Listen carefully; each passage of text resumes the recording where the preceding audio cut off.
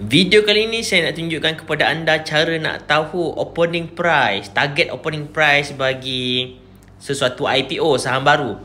First of all, let's say lah kalau anda dah login ke dalam aplikasi ni RCB Trade Smart ni. So sekarang ni anda, let's say lah anda tengok saham apa. Let's say macam contoh, macam video saya record ni pada hari tu adalah THMY baru nak listing.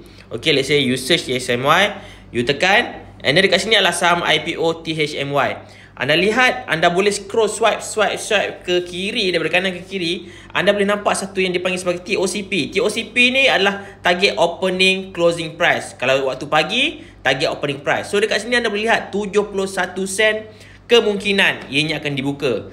Waktu tu baru 8.53 pagi. Dia akan buka pukul 9 pagi untuk saham Bursa Malaysia. So anda boleh lihat benda TOCP ni boleh berubah.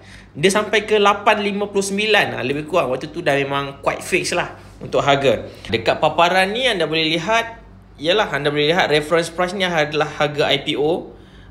TOCP price ni adalah jangkaan buka atau tutup. Macam this case 71 sen. Tapi dia boleh berubah-ubah, macam saya cakap, boleh berubah-ubah sampai ke hampir-hampir 1 minit masa market nak buka. Waktu tu order dah tak boleh cancel. So that's fix lah. Macam IPO semalam ni, IPO THMY ni, dia buka 80 sen. Lepas tu continue sampai petang 92 sen tau. 91 sen tutup. Cuma hari ni dia dah turun balik lah. Cuba bayangkan, harga IPO 31 sen je.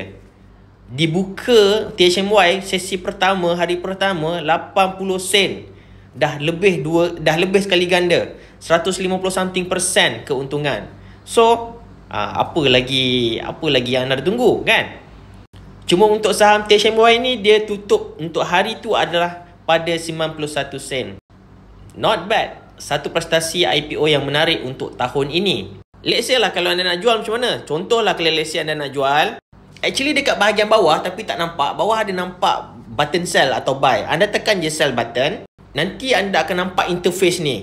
Contohlah anda, saya ada berapa unit ni untuk saham IPO tersebut. Anda tekan gear button ni, anda akan nampak berapa banyak unit yang anda ada. Lepas tu anda pilih jenis account anda, select account, nak order jenis limit ke apa ke.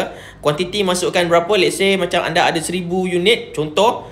Yang kat sini anda masukkan 1000 lah, sebab dia adalah darab dengan 1. So let's say anda ada 9000 unit, dekat sini anda tulis 90,000 lah, sebab dia darab 1, okay.